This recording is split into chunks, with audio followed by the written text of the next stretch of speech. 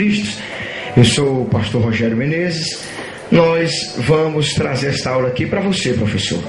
Executar uma aula bem abençoada nesta primeira edição da revista Graça e Conhecimento, onde nós temos por finalidade desvendar as profecias. As profecias, elas são instrumentos de Deus, que Deus está utilizando desde a fundação do mundo para nortear o seu povo, para trazer o seu povo ao conhecimento da sua vontade.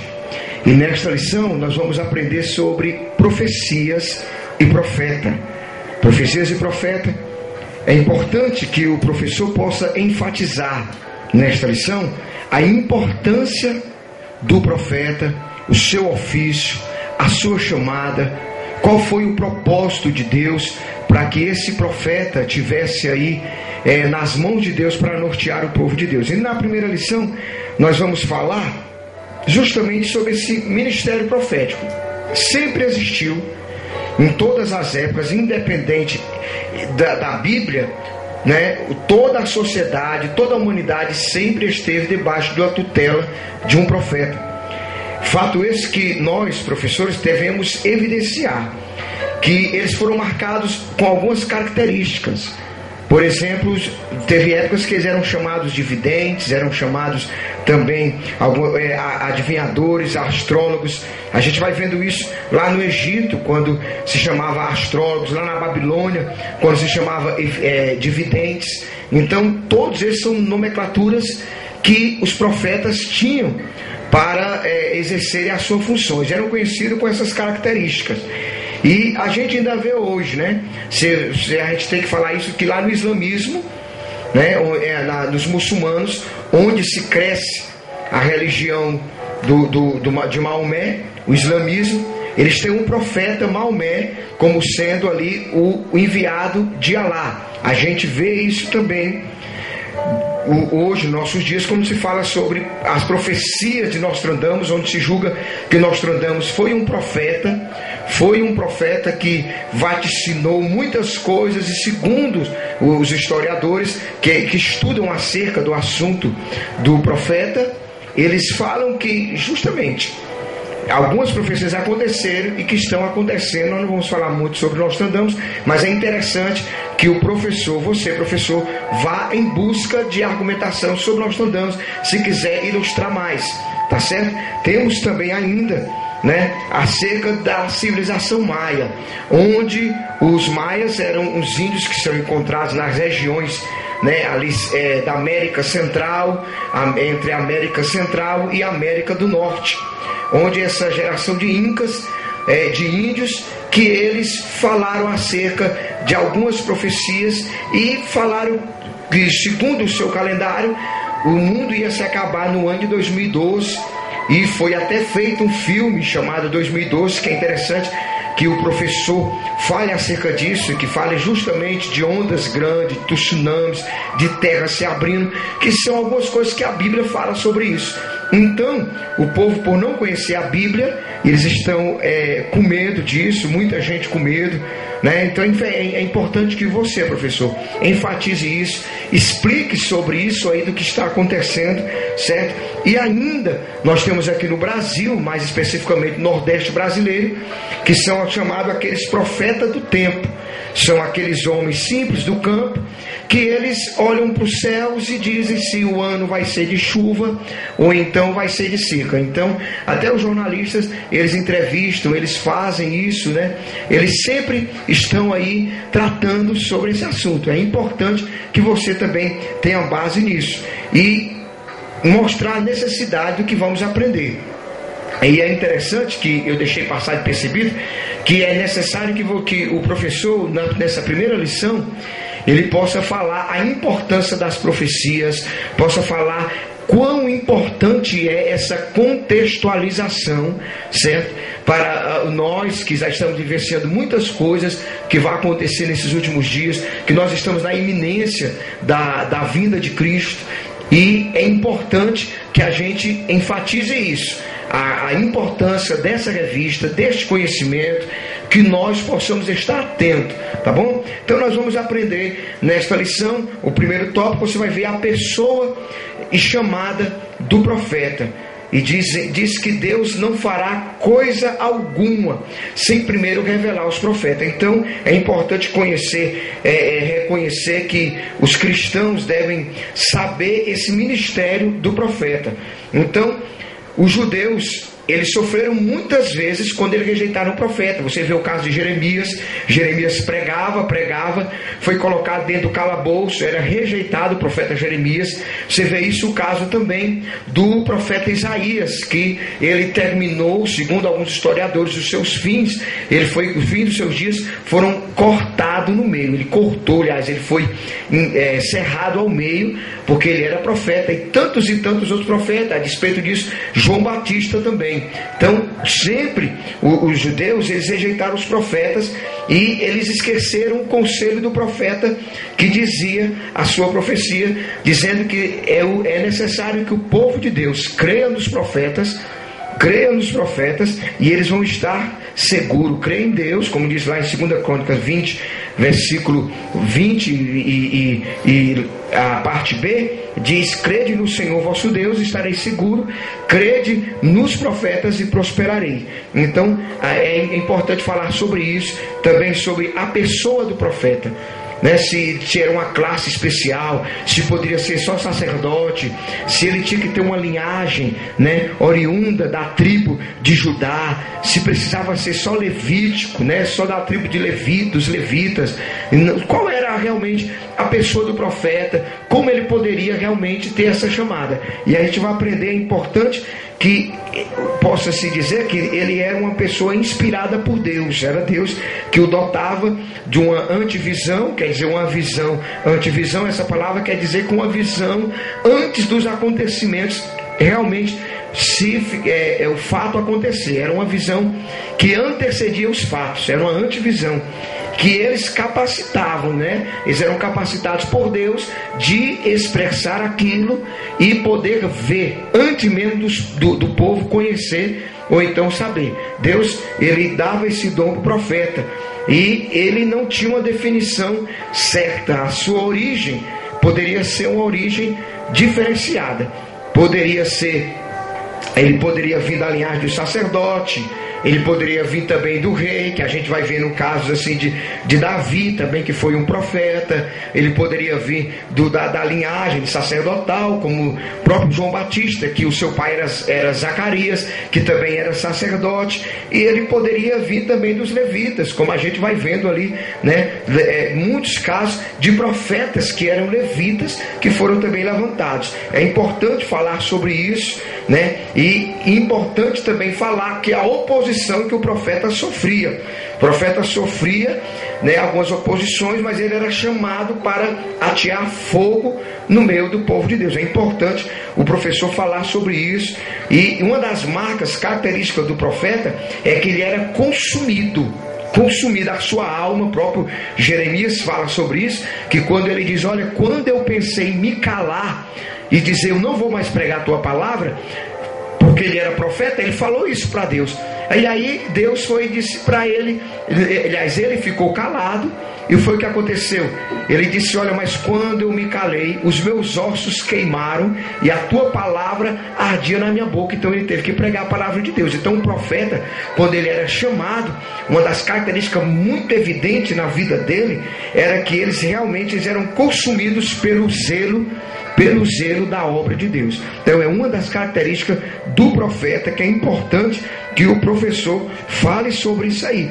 E era indistintamente, não precisava ser homem somente, já adulto, não. A gente vai vendo isso, tem que se enfatizar, né? Foram chamados velhos, o exemplo disso Moisés, mulheres como Débora, foram chamados também jovens como Daniel, que era profeta, foram chamados também Jeremias, ainda jovem, né? Então você vai vendo o leque grande de profetas, independente da sua classe social, independente da sua posição social, independente da sua idade. Então o profeta era esse homem chamado, escolhido por Deus para uma tarefa, né, espiritual, que nós vamos ver aqui diante, que é interessante que o professor fale isso, né? A definição desse profeta você pode dizer, ele é a definição dele, ele era um mensageiro de Deus com uma missão especial. Qual era a missão especial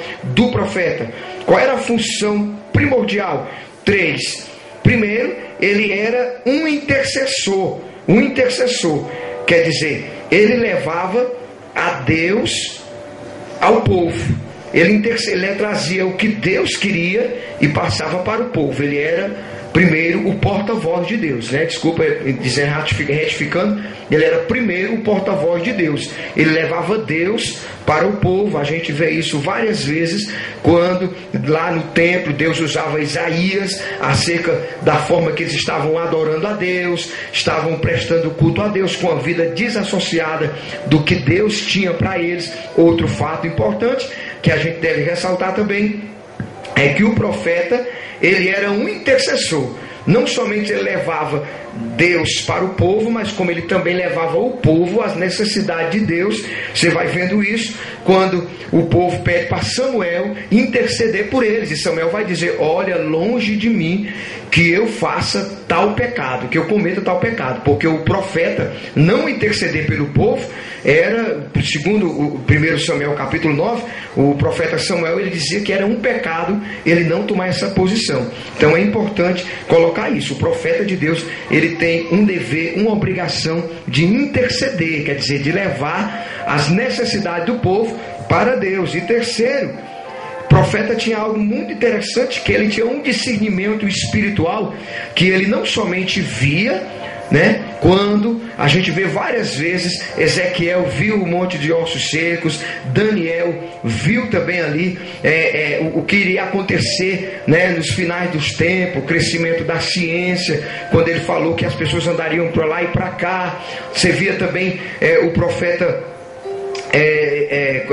Jeremias, quando Deus mandava ele olhar, ele via, o que tu vê, Jeremias? Eu vejo uma panela fervente, e aquela panela aos olhos de todo mundo parecia algo simples, mas para o profeta havia ali um recado de Deus. Então o profeta, ele não só via, mas como ele ouvia também. E em relação à visão, a gente vê o caso de Eliseu, quando ele abre os olhos do seu moço Geazi, e ele abre os olhos dele porque ele estava vendo o exército que estava do lado deles naquela ocasião, que o exército da Síria tentava invadir ali o povo de Deus. Amém? É importante sobre isso, falar sobre essas coisas, né? E o chamado do profeta, como acontecia o chamado do profeta? Geralmente o profeta, ele surgia em tempos de crise, quando estava uma grande crise acontecendo, e essa crise ela se desembocava numa crise religiosa, numa crise política, que deixava o povo com uma crise de identidade. É importante você, professor, falar sobre isso e da importância de nós orarmos a Deus para buscarmos novos profetas, pedir a Deus, né, rogar a Deus, né, porque nós temos muitos pastores, nós temos muitos mestres, né, mas é importante que a gente busque a Deus para enviar profetas genuínos, né, porque o profeta, ele se manifestava justamente nessas crises. Nessas crises ele trazia confrontava politicamente, confrontava religiosamente, ele confrontava a crise existencial que o povo tinha.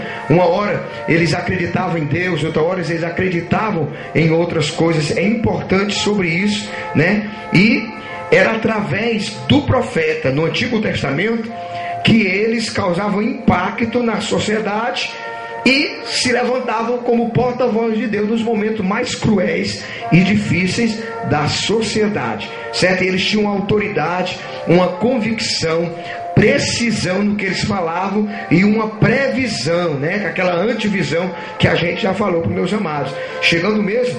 E esse profeta, por causa desse chamado, da sua chamada, ele chegava mesmo a sofrer mesmo uma dura perseguição, né, por causa dos seus opressores. E aí eles enfrentavam o rei, enfrentavam sacerdotes, enfrentavam generais.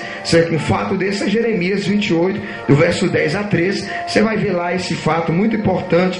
Caso também de João Batista, que enfrentou o rei Herodes, né? Quando Herodes estava vivendo uma situação em pecado, e João Batista, ele rebateu aquilo, e quando ele rebateu, houve ali uma certa dificuldade, e ele acabou morrendo por causa da oposição contra o pecado da realeza. É importante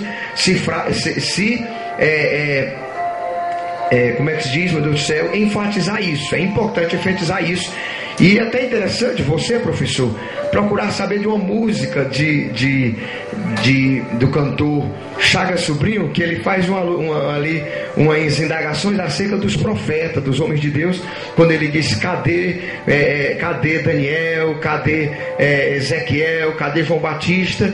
E ele diz dessa necessidade. É importante mesmo de homens, de profeta não se vende, profeta não se corrompe, profeta, ele tem a missão maior, que é fazer a vontade de Deus. Então, João Batista era esse profeta, é a pessoa chamada. Amém? Então nós tratamos aqui nesta lição a pessoa do profeta, a chamada do profeta. Nós tratamos também a definição do profeta, né? Que ele era um porta-voz de Deus, ele era um intercessor de Deus, e ele via e ouvia o que o povo não conseguia ouvir. É importante isso, que o autor tem aí essa importância, tá certo? Amém? E às vezes é necessário até chegar com um close e dar aquela volta do close, que é para trazer essa perspectiva do povo, né?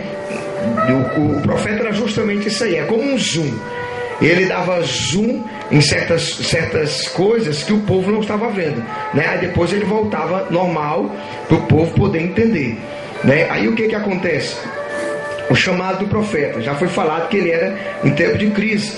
E esse chamado do profeta, né, ele era evidenciado e era profetizado justamente, era no momento o que acontecia naquele momento? Ele pegava, tinha seu ofício, tinha a sua manifestação e a sua profecia. E eu quero deixar isso bem claro aqui, que os frutos do profeta são as características fundamentais para autenticar o seu ofício.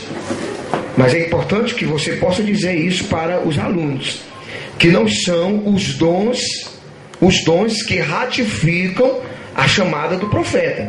Um caso bem claro é o caso de Balaão. Balaão, ele tinha os dons, ele profetizava. Tanto é que quando o rei vai lá contratar Balaão diz: olha, nós não podemos, existe um problema sério, porque esse povo está abençoado, esse povo não pode ser amaldiçoado. Mas ele foi corrompido, e aí ele teve ali o prejuízo quando Josué, quando ele foi morto pela espada ali dos israelitas, né? Então é interessante isso, que não são os dons e nem as realizações de milagres. Não é porque alguém disse uma profecia, que aquela profecia aconteceu, como tinha aquela visão de Deuteronômio, não, se o profeta fizer, não. Jesus veio e descortinou, ele desmiuçou para nós, dizendo que a evidência máxima de um profeta de Deus são os frutos do Espírito, né? Então, os que ratificam o profeta verdadeiro, porque os falsos profetas, a Bíblia diz que também eles vão fazer sinais, maravilhas. Tanto é que o Senhor Jesus vai dizer isso para eles, que naqueles dias eles vão chegar e vão dizer: nós fizemos sinais, curamos, nós expulsamos demônios, nós levantamos paralíticos, nós fizemos sinais e maravilhas. Mas só que esses serão os falsos profetas, como está escrito lá em Mateus capítulo 7. É importante referenciar isso, né? E Jesus fala que a diferença não vai ser nos dons, mas nos frutos dos profetas, e pelos seus frutos os conhecereis. O fruto está muito ligado com o caráter, com a produção que o profeta de Deus vai produzir na sua conduta moral e no seu caráter. Então, o ofício do profeta. Então, primeiro, a manifestação do profeta. Como se conhece esse profeta? Então, ele é conhecido primeiro através do seu ofício. Qual era o ofício do profeta?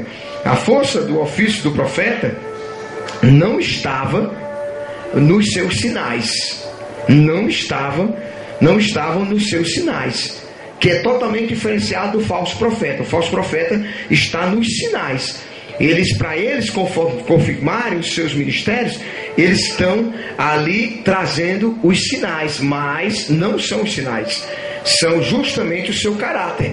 E a palavra de Deus na boca deles, através das suas ações, é que verdadeiramente comprova a vida do profeta e o ofício do profeta, né? Isso deve estar bem claro, porque o falso profeta, ele tenta evidenciar os seus sinais e faz a sua conduta ser escondida, mas o verdadeiro profeta não. Ele evidencia o seu caráter, evidencia o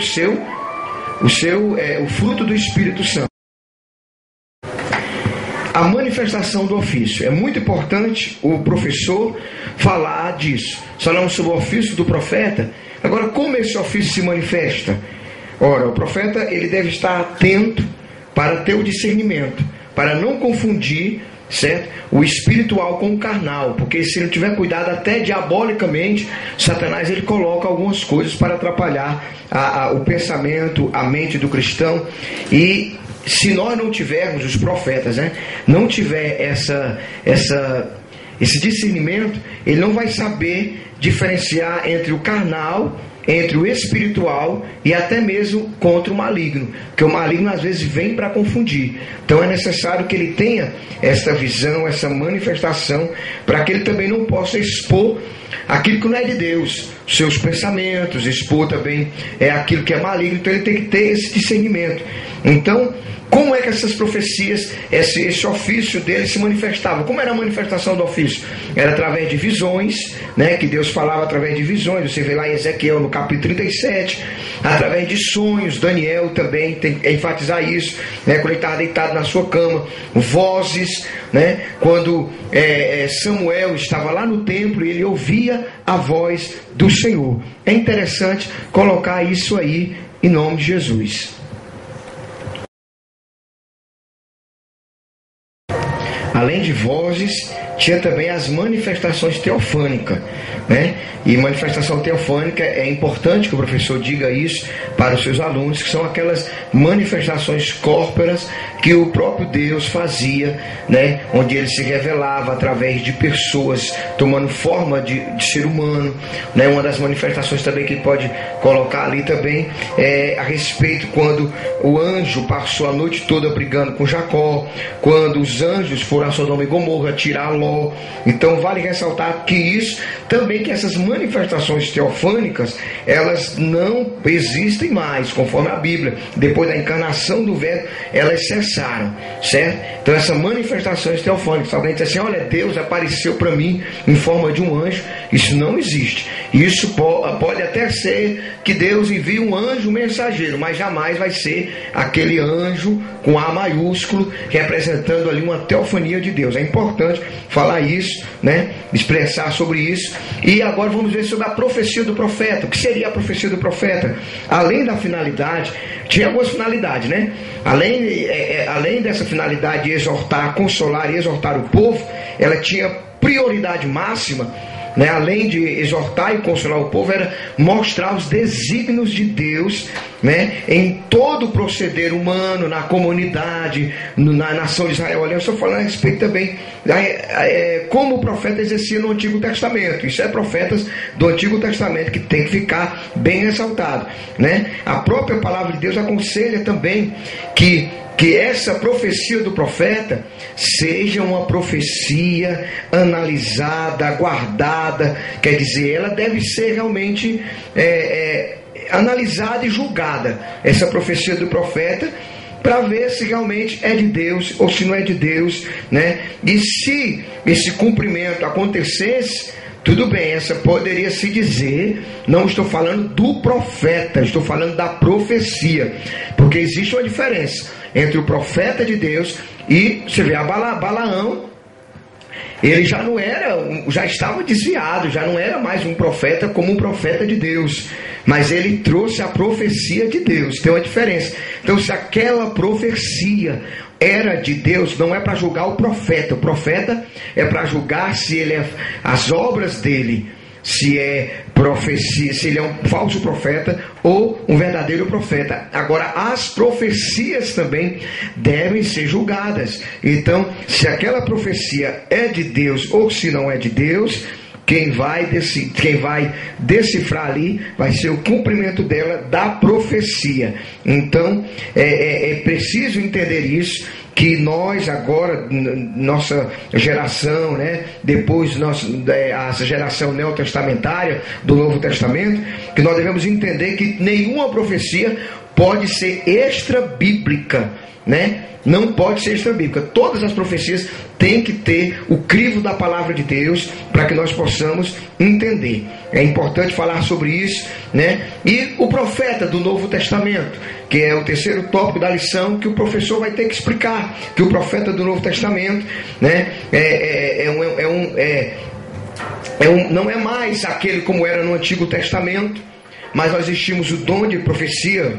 As referências você vai encontrar na lição, e nessas referências você vai encontrar, justamente lá em Efésios capítulo 4, versículo 11, o profeta sendo mencionado, seguido após os apóstolos, que está associado ao mestre, como foi visto também lá na igreja de Antioquia, lá em Atos capítulo 3, e eles eram considerados, os profetas, como alicerces sobre os quais a igreja deve ser edificada. Foi edificada, tá certo? Então é isso. E quais são as funções do profeta hoje no Novo Testamento? Né? A proclamação e predição. Ele tem que proclamar e tem que predizer, né? São canais de Deus que servem para orientar, para também com alguma profecia, né, especiais acerca, que é interessante que nós esquecemos isso. Achamos que dentro do ministério só tem que ter o mestre e o pastor. Não, é importante que tenha o apóstolo, o mestre, o pastor, o doutor e também o profeta. É importante que dentro dos ministérios, dentro, professor, né, dentro da sua igreja, se busque esses 5 ministérios para que a igreja cresça como um corpo, como diz lá no apóstolo Paulo, Efésios 4, dizendo que a operação desse ministério dá o crescimento perfeito de todo o corpo de Cristo. É importante falar sobre isso. A gente vê isso aí acontecendo com o profeta Ágabo, quando ele pega o cinto de Paulo, quando ele prediz a fome que iria acontecer, né? Então, o que iria acontecer também com os apóstolos. Então, o profeta do Novo Testamento tem o seu ofício definido e suas funções definidas, né? Profeta hoje também é aquele que profetiza a palavra de Deus, que prega a mensagem, né? Que fala sobre o pecado, que fala sobre a salvação, alertando também da ira de Deus, da graça de Deus, né? E uma coisa que é interessante você falar, professor, que o profeta de hoje, ele não pode ter, a Bíblia não ortoga uma nova verdade doutrinária, com novos ensinos. Não. Ele tem que ser aquele expositor das verdades bíblicas, e toda profecia tem que ter autenticidade, né? Para que ela possa ser verdadeiramente comprovada, uma profecia de Deus ou não, né? Então Paulo diz que essa autenticidade, ela pode ser julgada através da igreja, que tem liberdade para julgar se aquela profecia não profeta, profecia é ou não é de Deus, né? E qual seja a declaração profética, ela sempre estará sujeita ao exame da igreja. A igreja pode julgar, fazer esse julgamento. Por quê? O professor tem que dizer isso. Por que é preciso ter esse julgamento? Porque nós temos que discernir se ela nasceu de uma mente carnal, ou se até mesmo, quando nós falamos a princípio desse esboço de lição, a respeito se ela é diabólica. É importante nós termos esse conhecimento para que a gente possa fazer isso. Então, sua atuação hoje, como é a atuação da profecia? Então, a responsabilidade, que nós devemos entender isso, porque tem muita gente, professor, que é importante passar isso para os alunos, que a gente vê muito isso, que às vezes nasce aí uma igreja, né, um círculo de oração, e o profeta pensa que ele foi chamado para dirigir a igreja. Não, isso aí tem que deixar claro que foi o pastor, como diz lá em Apocalipse, né? Escreve as 7 cartas, escreve ao anjo da igreja de Laodiceia, ao anjo da igreja de Filadélfia, ao anjo da igreja de Sardes, ao anjo da igreja de Esmirna, e por aí vai. Isso representando que é o anjo, e o anjo é o mensageiro, e o mensageiro é o pastor responsável pela congregação local. É importante se fazer isso, porque o profeta que se levanta contra o pastor, quando aquele pastor, pelos frutos você conhece o pastor, pelos frutos você conhece o pastor, e pelos frutos você conhece o profeta, então eles jamais vão entrar em discórdia, porque são instrumentos para a edificação do corpo de Cristo. Então o rebanho tem que deixar claro, tem que falar em evidência isso aí, que o rebanho fica na responsabilidade do pastor, e o profeta está ali para ajudar e ensinar. Porque o que é que acontece? Muitas vezes o profeta se levanta falsos profetas dentro da igreja, né? Que você vai vendo lá em Apocalipse, quando dizia que Jezabel era uma profetisa, e Jezabel era justamente aquela mulher que trazia aquela profecia e fazia o povo pecar. Tinha também a doutrina de Balaão, né? Então tudo isso era algo tremendo. Então a profecia se destina a responder às questões da vida dos seres humanos. Hoje a conclusão é isso que nós vamos tirar, né? E deixar claro que os profetas canônicos existiram até João Batista. Lá em Mateus você vai ver sobre isso aí. Mas no Novo Testamento existe também os profetas, não como o profeta do Antigo Testamento, mas com dom de profecia. E esses dons, eles são dons e também os ministérios proféticos. Tem que fazer a diferença dos dons e dos ministérios proféticos, né? Então, e o profeta transmite e expõe a mensagem para a palavra de Deus. E é importante para nós finalizarmos, você, professor, conscientize o seu aluno de que é comum muitas vezes pessoas se levantarem na condição de profeta, trazerem modas, trazerem costumes estranhos, trazerem doutrinas até malignas, né, para trazer prejuízo para o povo de Deus. Então a maior profecia já foi revelada, que é a palavra de Deus.